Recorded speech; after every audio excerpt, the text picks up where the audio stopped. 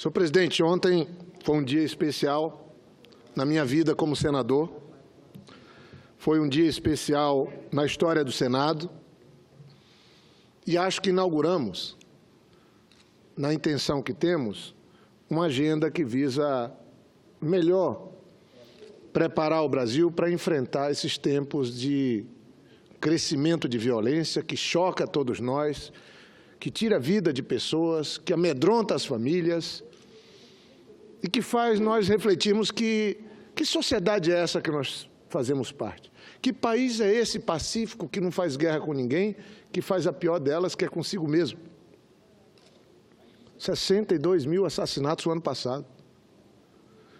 O medo tomando de conta das pessoas, dos pais, das mães, das crianças, dos idosos, em todo canto, em toda parte. No Nordeste, que agora a violência também mudou a geografia, na Amazônia, onde eu vivo, o crime organizado se deslocando. Tive agora no recesso uma reunião com o comando da Secretaria de Segurança, com o secretário Emílio Farias, com o comandante da Polícia Militar, Júlio César, com o comandante do Corpo de Bombeiro, Rony, Coronel Rony, e, claro, com a cúpula da Polícia Civil, onde eu relatava o que eu tinha ouvido do ministro da Defesa, do comandante do Exército, sobre o deslocamento das facções, das organizações criminosas para regiões de fronteira mais perto, de onde temos a produção de drogas e o tráfico de armas. E o Brasil não faz nada. Então, ontem foi um dia histórico. A aprovação de uma proposta de emenda à Constituição, de minha autoria. Tenho a honra de ter, com a ajuda do meu gabinete. Ontem falava com Paulo Emílio, meu chefe de gabinete, que agora é procurador do Estado do Rio Grande do Sul, lembrando o Iulo, que pessoas que me ajudaram a preparar essa matéria e outros que trabalham comigo, aprovar uma proposta de emenda à Constituição em 1 ano e meio é impossível aqui no Senado. E agora foi para a Câmara, por unanimidade. Foi aprovado aqui em segundo turno. E o que é que prevê essa proposta de mudança no artigo 5º da Constituição? Estabelece que o crime de estupro fica imprescritível. Tem o crime do racismo, que já é imprescritível, do grupamento armado contra o Estado Democrático de Direito e esse. E eu argumentava, e sustento essa argumentação, é um dos crimes mais subnotificados, porque ele atinge crianças, atinge as mulheres, que ficam traumatizadas, que ficam amedrontadas e não têm coragem sequer de registrar ou de falar para alguém a agressão que sofreram, o trauma que estão vivendo. Números mostram que no Brasil tem perto de 40 mil estupros por ano. Mas os dados e as pesquisas mostram que a subnotificação é tão grande desse tipo de crime que ele pode chegar a 500 mil de casos por ano. 500 mil. É algo muito brutal. Só que isso destrói a vida de pessoas, de crianças que nem mínimo discernimento da vida têm ainda. E ele ocorre, na maioria, com crianças e adolescentes e no círculo familiar e de amizade. Ou seja, quem é vítima é alguém que é dependente do agressor, às vezes. E aí o medo da denúncia e a subordinação impede da notificação. Eu tenho mais 2 outras propostas. Uma, que inclusive, competentemente, a nossa acriana Glória Pérez trata agora na novela das 9 na Rede Globo, que trata dos transgênicos. As pessoas transgêneras que são pessoas que são homens ou mulheres, mas no corpo trocado. Se sentem mulher, mas tem um corpo de homem. Ou se sente homem e tem um corpo de mulher. Casos científicos, comprovados, mas não são alcançados pela Lei Maria da Penha, por exemplo. E eu estou propondo que sejam alcançados. Aí, nessas minorias, ficam chagas na sociedade e eu estou fazendo uma correção dessa lei importantíssima, que é a Lei Maria da Penha.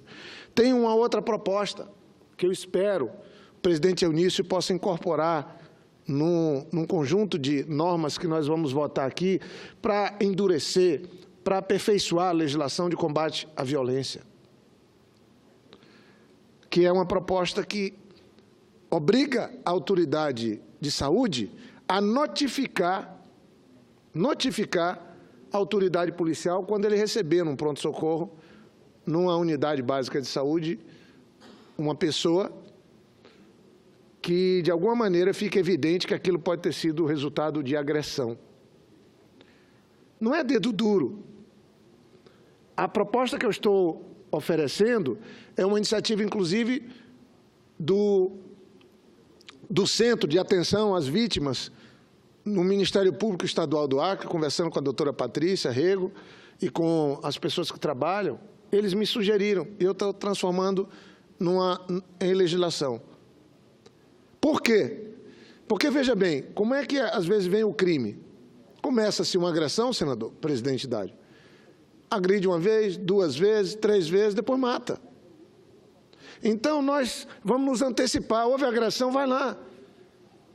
O Estado entra, a lei entra para barrar o agressor, o criminoso.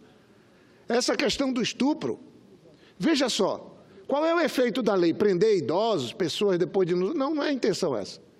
A intenção é mandar uma mensagem direta e objetiva. Se cometer um estupro contra uma criança, contra uma mulher indefesa, enfim, cometer um estupro, vai pagar por aquele crime a qualquer tempo. A pessoa que cometeu o crime vai saber que ele está sentenciado. Em algum momento, se alguém descobrir, se alguém denunciar, ele vai pagar a conta. Isso é uma das facetas importantes da lei. Ela deixar claro que, se a pessoa transgredir as regras de boa convivência, vai ter que pagar por isso. Então, eu agradeço a todos os senadores e senadoras, as manifestações que eu tenho recebido do Brasil inteiro, a divulgação pela imprensa, e tomara que a Câmara dos Deputados possa entender que essa é uma questão que passou aqui no Senado por quase unanimidade, importantíssima no combate à violência do nosso país. Defender as crianças, os adolescentes, as mulheres, porque esse conjunto são as grandes vítimas do crime de estupro. Mas, senhor presidente, eu acabei de fazer uma viagem longa e fantástica pelo meu estado. A parte final foi ficar com os irmãos índios em 2 áreas, uma no Rio Muru, no Caucho, com os Caxenauás, numa assembleia deles, que tinham convidados de outros povos indígenas também, estavam convidados, e depois, 3 dias, passei com os amigos Iauanauás do Rio Gregório. Lá, na Mariazinha, no Joaquim, lá encontrar o velho Iaua, um velho índio amigo, que a gente não pode saber a idade dele, porque a gente pergunta, ele diz que não sei, mas ele fala que também está perto dos 100 anos, um pouco mais ou um pouco menos. E o seu Iaua, que leva o nome Iauanauá, é o mais antigo, o ancião, o sábio de lá. E foi um privilégio a convivência com ele, andar, atravessar rio. Imagine uma pessoa nessa idade, e ele também nos ajudando a participar de rituais espirituais, religiosos, dos povos da floresta. Eu voltei melhor do que fui. E mais convencido ainda de que é lamentável que o Brasil não veja a Amazônia como uma vantagem comparativa, não veja a Amazônia como algo que é um presente de Deus, o nosso país ter. Não vê a Amazônia com a sua biodiversidade como uma possibilidade da gente ter um mundo desenvolvido, mas de maneira sustentável. É lamentável. Essa viagem, presidente Dário, só da beira do rio, quando começa, são 7 horas de canoa para chegar onde eu estava. E depois, na volta, a gente economiza o tempinho, porque é descendo o rio, dá para fazer em 5 horas, 6 horas de viagem. Fora o tempo que tem que se deslocar de carro, que aí envolve mais umas 3, 4 horas. Mas tinha gente da Rússia, tinha gente de tudo que é parte do mundo, tinha jornalistas, documentaristas, não era muita gente, mas participando do Mariri, lá na aldeia do Mutum. E eu fui com muita alegria, porque ajudei aquele povo, quando eu era governador, a ampliar sua terra, em mais de 30 mil hectares. Eles mais que dobraram a área deles. E lá são 12 aldeias. Você anda no rio e vai passando pelas aldeias que se reuniram, boa parte delas lá nesse Mariri, que é um período de celebração da cultura deles, de dança, de religiosidade deles também, da espiritualidade deles. E eu tive o privilégio de, mais uma vez, voltar no povo Iauanauá. Eu sou muito amigo também do cacique Bira, que está fora até do Brasil. Tive no primeiro encontro que eles fizeram, os mais antigos se foram, e esse foi feito uma homenagem ao velho pajé Tatá, que me recebia com tanto carinho, que se foi, que fez a passagem. Então, eu queria aqui agradecer ao nosso cacique, e todo o povo também lá do Caucho, que me receberam, meu amigo Manel Kaxinauá, do povo Runicuim, me fizeram até um batismo, e uma senhora muito querida, depois eu vou relatar, ela perguntou, eu ando muito nas aldeias, sou muito amigo do povo indígena, dessas causas do meio ambiente, e ela perguntou se eu já tinha sido batizado, me batizou com o nome Runicuim. Runicuim significa gente verdadeira, na língua da gente. E ela me fez um batismo e me adotou o nome de uns símbolos da cultura deles, de um guerreiro deles, né? Me botou o nome do Abussum. Então, agora eu também posso ser conhecido com esse nome, senador Beja. Mas eu vou ainda fazer o registro, porque foi algo muito sério, algo muito querido, muito especial, e é uma honra para mim. Mas imagine, eu estava agora lá nos Kaxinauá, do Rio Muru, no povo Runicuim, e fiquei dormindo no chão, num saco de dormir, da escola que eu criei quando eu era governador, junto com o BIM. Uma escola bonita, feita com a arquitetura que nós desenhávamos, nós fizemos com muito gosto, que leva em conta o conforto térmico, o material da região. E aí, senador Ber, Dário, imagine, presidente, eu quando olhei para o quadro na parede e alguns materiais de ensino, a aula do dia 4 de agosto tinha sido em espanhol e a outra, um pouco mais atrás, tinha sido em inglês. Aí nós criamos no Acre, e eu parabenizo a CPI, Comissão Proíndio, o governador Tião Viana, nós criamos escolas. E agora, imagine você ter numa aldeia indígena, na cabeceira de um rio, aula em 4 línguas. A língua deles, o português, o espanhol e o inglês. Me encheu de orgulho ser parte dessa história, da construção dessa história. Porque na hora que a gente vive o caos político no Brasil, tudo dando errado, uma gatunagem, um engana, a Câmara dos Deputados fazendo chantagem contra o presidente também ameaçando o Ministério Público, o Procurador-Geral da República. Isso aí é fruto da péssima política, da política do caos que o Brasil está vivendo. A gente pode dizer, o que é que pode substituir isso? O que pode substituir isso não é uma ditadura, nem um ditador. O que pode substituir isso é a boa política feita com honestidade, com ética. A boa política feita com honestidade e com ética, ela constrói as coisas, ela soluciona os problemas, ela pacifica uma sociedade. Foi isso, e é isso que a gente vem tentando fazer no Acre, há tempos. Eu tenho orgulho de andar nos 22 municípios do Estado e ser abraçado, posso estar de sandália havaiana, de bermuda, suado como estava agora, e ser abraçado em todos os lugares, porque as pessoas reconhecem o resultado da boa política. A pena é isso está sendo destruído. Eu sei que na época do presidente Lula, erros foram cometidos, não por ele, por nós todos. Mas, gente, não levar em conta que o Brasil estava dando certo, que as coisas estavam andando, que a educação, que a juventude, que as minorias, que a saúde, que a segurança, que o desenvolvimento econômico era melhor, é uma miopia. E agora, olha o que está vivendo o presidente Lula. Nós estamos vivendo essa hipocrisia. Gente que roubou, que saqueou, sendo isentada previamente e sendo inocentada previamente.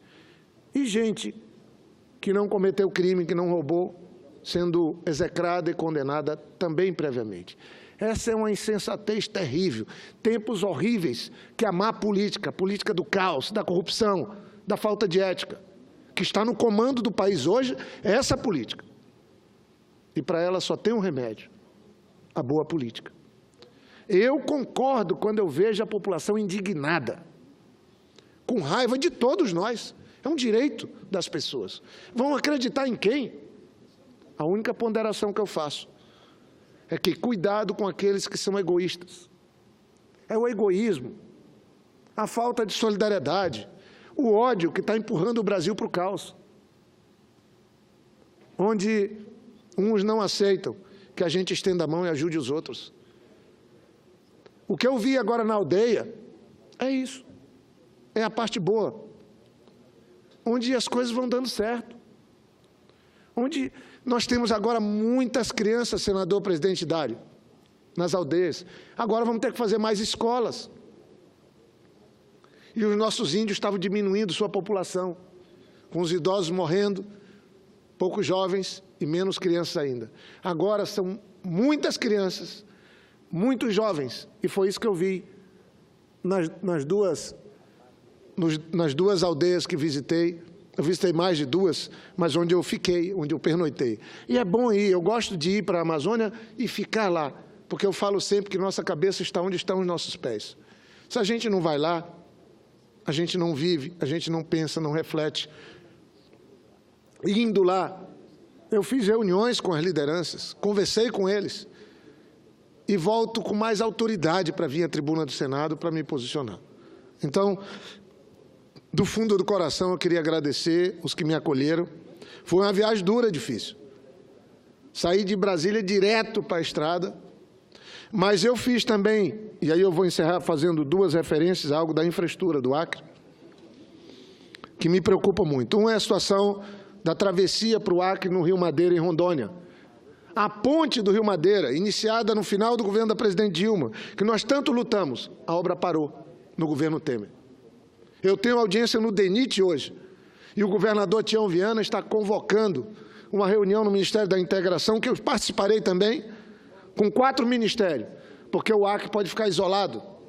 O preço das mercadorias no Acre pode aumentar se a travessia do Rio Madeira pela balsa, toda a grande abastecimento do Acre passa, e os produtos que saem do Acre também, tem que necessariamente passar nessa ponte.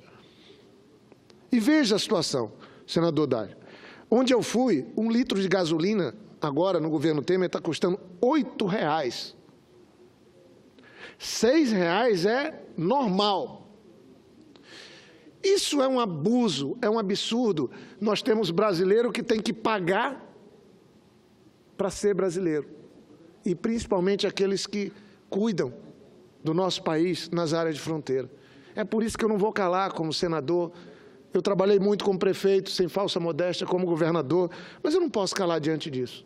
E agora, a ANEEL, a própria ANA, o Ministério do Transporte tem que resolver. Nós temos uma hidrelétrica, basta melhorar a cota. Não ficaria o Acre impedido de receber a travessia. Ou então acertarmos para ter dragagem. Então o governador Tião Viana está certinho de lutar, e eu vou lá somar minha voz, algumas ideias nesse propósito. Mas eu marquei para ainda hoje, à tarde, daqui a pouquinho, uma audiência no DENIT, no Departamento de Infraestrutura Terrestre. O DENIT é o órgão hoje responsável pela BR-364. O senhor Casimiro tem me tratado com respeito, com atenção. Mas o que é que eu fiz, senador Dário? Presidente, eu parei com minha equipe, fotografando cada trecho da BR-364, como eu já tinha feito na 317, de Assis Brasil a Brasileia, trazendo um relatório fotográfico escrito de todo o serviço que está lá, o que precisa ser feito, porque os motoristas de táxi, de lotação, os caminhoneiros, os moradores, todos têm razão. A estrada era muito melhor alguns anos atrás. De Brasileia para Assis Brasil era impecável, perfeita. De Brasileia para Rio Branco, de Rio Branco para Bujari, para Sena, para Mané Urbano, para Feijó, para Tarauacá, para Cruzeiro do Sul, funcionava. Ninguém reclamava. E agora a estrada vira um caos. E entram políticos tentando tirar proveito, ora querendo ser dono da solução, ora querendo jogar pedra em tudo e em todos. Eu peço ponderação. O que nós precisamos é da solução. Aquela estrada precisa ter ampliado o número de frentes de trabalhos agora. Nós estamos no verão, que nós chamamos amazônico, que é o período que não chove. Ou o DENIT, o Ministério do Transporte, multiplica, dobra, triplica o número de frentes de trabalho, ou a estrada corre o risco de ser fechada. Não há quase nenhuma máquina, a não ser chegando em Feijó, entre 140 quilômetros de Mané Urbano até Feijó, tampar o buraco, os buracos com barro, mas se não colocar umas 3 frentes de serviço ali, nós vamos ter sérios problemas, porque é uma região que o solo é muito ruim, não tem pedra no Acre. Fazer estrada é um desafio, o certo era termos ferrovia, mas o Brasil é essa insensatez, essa loucura de que faz as coisas para atender outros interesses e não leva em conta a realidade. O trecho de Tarauacá a Cruzeiro do Sul precisa de ação urgente, terrível de ser feito. 270 quilômetros, você gasta quase um dia para atravessar. Está tendo obra no trecho Feijó-Tarauacá? Está tendo. Aquele padrão de máquina, de equipamento, de pessoal, deveria ser multiplicado e colocado entre Tarauacá e Cruzeiro do Sul e entre Feijó e Mané Urbano. Aí sim, eu viria aqui elogiar, porque eu estou muito receoso. Daqui um mês, exatamente um mês, provavelmente a chuva mais forte acontece na semana do 7 de setembro. Isso é uma tradição. Os temporais. E aí, nós já vamos estar tendo o início das chuvas que vão dificultar o trabalho. Com a vivência, com a experiência de ter sido prefeito e governador, com a vivência de agora senador e também de um acreano que ama a sua terra, que adora o Acre, que vai nas entranhas do Acre, porque lá que estão os ensinamentos que podem nos ajudar até mesmo a pensar um Brasil melhor para todos, é que eu trago, e só prestando conta, vou hoje à tarde ainda no DENIT levar os relatórios que fizemos com minha equipe, o Gildo, o Cacá, que me acompanharam nessa viagem, junto com o Silvio Margarido. Nós vamos prestar conta e alertar e pedir providências, atendendo à população de Mané Urbano, com quem conversei, de Feijó, com quem conversei, de Tarauacá, onde também conversei, e, claro, a nossa querida Cruzeiro do Sul também. Então, presidente, eu agradeço por ter podido fazer esse relato do trabalho que tenho procurado fazer aqui no Senado e digo com toda a tranquilidade, o Brasil está piorando, a situação está se agravando e eu acho que a população tem toda a razão de estar indignada, porque hoje o que está no comando do Brasil é o atraso. É a política que a população quer se livrar. É a política que convive e é parte da corrupção. É a política errada, desonesta, sem ética, egoísta, que não quer saber do bem comum, que não quer saber do interesse da sociedade, que tira direitos da sociedade. E só tem uma solução para isso. Primeiro, ficar indignado, sim, como a população está. Mas o segundo passo é fundamental, tomar uma atitude. É a gente preservar os bons políticos, valorizar aqueles que trabalham honestamente e que mostraram e mostram que estão para ajudar na construção de uma sociedade melhor, de um país melhor, de um mundo melhor. E abrir espaço para que mais pessoas decentes, honestas, bem-intencionadas, venham compartilhar conosco a construção ou a reconstrução desse país e da política no Brasil. Eu agradeço o tempo, senhor presidente, os servidores, funcionárias e funcionários do Senado, por ter podido aqui relatar e trazer um pouco da minha vida, do que fiz essa semana. Eu sei que alguns ficam com inveja quando me ouvem falar de uma viagem como essa, na cabeceira dos rios, de poder dormir nas redes, poder dormir no chão até, e de conviver com pessoas tão simples do nosso povo, mas que têm tanto a nos ensinar. Eu acho que se todos que estão aqui no Senado, na Câmara, fizessem de verdade uma imersão nesse país, para abraçar e ouvir as pessoas simples do nosso povo, se aconselhar com aqueles que estão sofrendo as consequências da má política, esse país melhoraria. Mas o egoísmo, o empoderamento de uma elite perversa, odiosa, intolerante, não permite que eles façam isso. Agora mesmo estão fazendo uma proposta de reforma política. Qual é a proposta que está vindo da Câmara? Mais dinheiro para alimentar a política da corrupção. Mais dinheiro, bilhões. E adotar um sistema, como é o Distritão, que, salvo engano, tem no Afeganistão e mais um outro país, e eu não estou aqui fazendo desdém do Afeganistão, não. Gente, nós não podemos deixar funcionar, ainda agora botei num Twitter aquela máxima de que está ruim, mas pode piorar. Ou nada é tão ruim que não possa piorar. O Brasil não aguenta mais seguir piorando. O Brasil não aguenta mais um governo que agora tenta pôr sob suspeição o Procurador-Geral da República, Dr. Rodrigo Janot, e o Ministério Público. E alguns dizem que isso não é crise institucional. Fizeram um golpe contra uma presidente que não cometeu crime de responsabilidade. Fazem uma verdadeira caçada contra o presidente Lula, o homem que mais fez pelo país. E inocentam, previamente, protegem, tornam impunes aqueles que cometeram os crimes nesse país. O Brasil está vivendo um dos momentos de maior hipocrisia de sua história. Eu lamento, mas daqui, não querendo agravar, não querendo só jogar pedra nos outros, eu acho que todos nós temos que ser parte da solução. E eu digo, o Brasil está precisando de cada um de nós aquilo que nós temos de melhor para oferecer. E é isso que eu tento oferecer aqui, modestamente, como senador. Mas, lamentavelmente, alguns estão oferecendo para os brasileiros e para o Brasil o que tem de pior.